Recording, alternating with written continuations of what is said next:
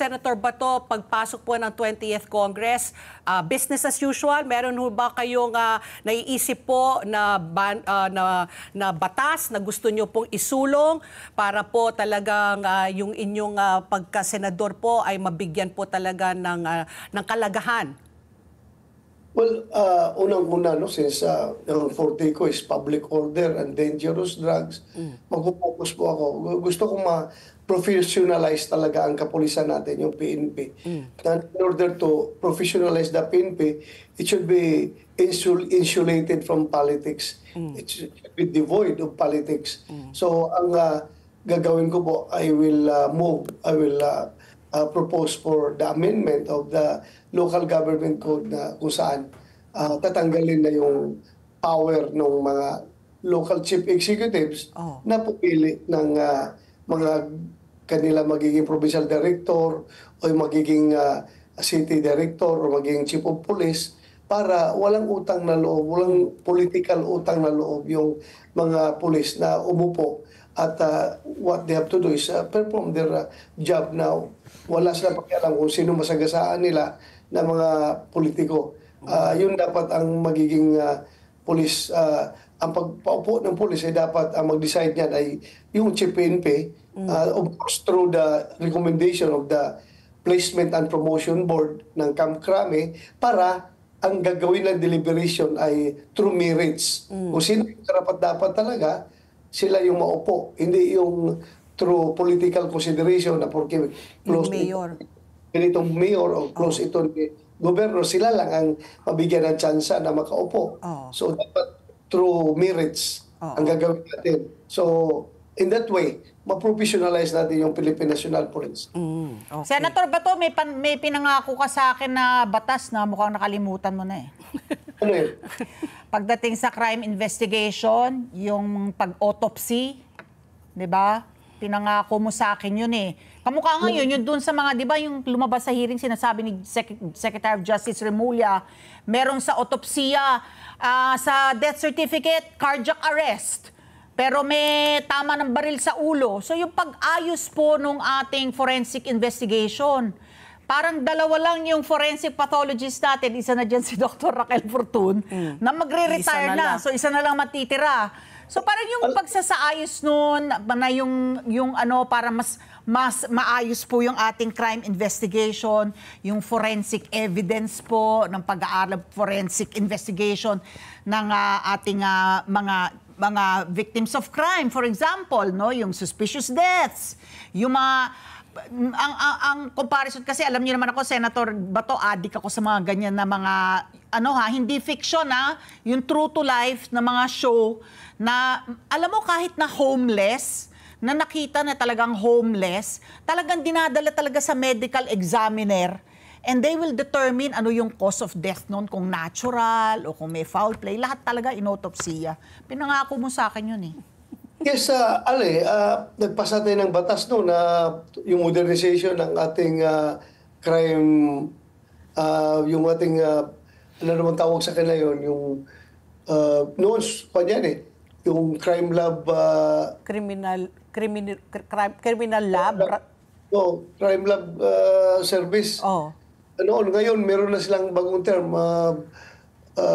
forensic service ata ang tawag ng nila sa PNP. Meron na tayong pinasan yun noon, pero yun lang, luckily, hindi umabot at i-refile natin uli yan. Alam mo, Ali, ako hindi porque dati akong chief PNP, ako may pagbayabang ko talaga na yung ating PNP crime lab, yung mga SOCO operatives natin, ay talaga mga professional yan. Hindi mo yan talaga madiktahan kung gusto mong i-manipulate.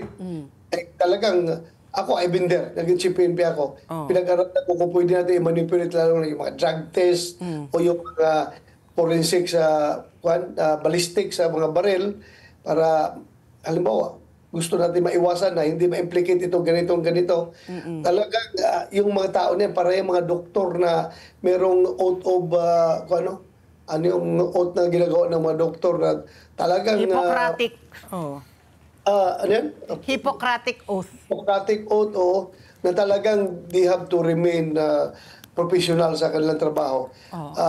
Dinaanan ko yan, na-feel ko talaga na mga professional itong ating mga crime lab people.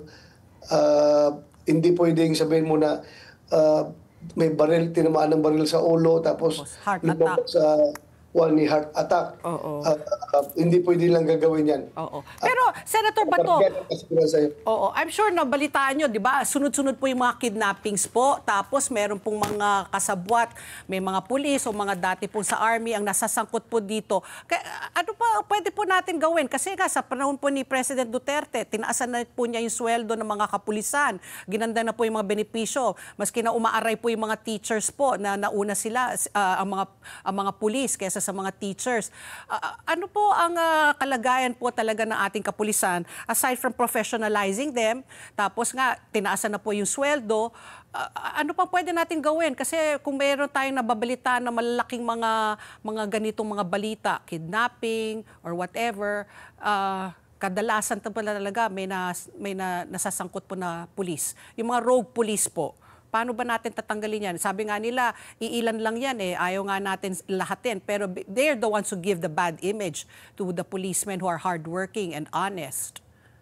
Meron akong panukala noon na yung mga discharge ng mga police o sundalo ay dapat tututukan pa rin, i-monitor pa rin ng intelligence units ng armed forces at ng PNP. As to their mga activities para mabantayan. Baka magamit kasi nila yung kanilang mga specialized training, like example yung mga highly trained na mga, you can just imagine itong PNP SAP, PNP sniper. O ma-involve yan sa krimen like bank robbery. Siguro deadly yan, very deadly na mga unit yan. Yung mga special forces ng AFP, yung mga ranger.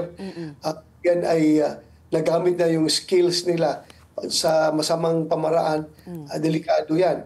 So sabi ko nga, mayroon kong panukala noon na dapat ang armed forces or yung PNP magpapatuloy na magmumonitor yung kanilang intelligence unit sa mga tao nila na natanggal na sa serbisyo.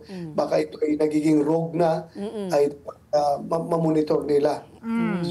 Kaya, monitor. Pero ang problema nga lang, meron nga tayong sabihan na hindi na nga niyo mamonitor yung mga active.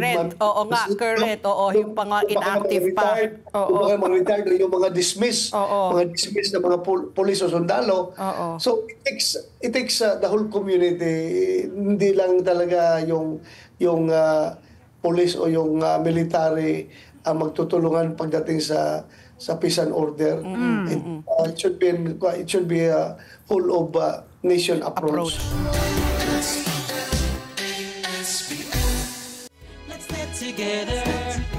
Sunday 25. Sunday 25.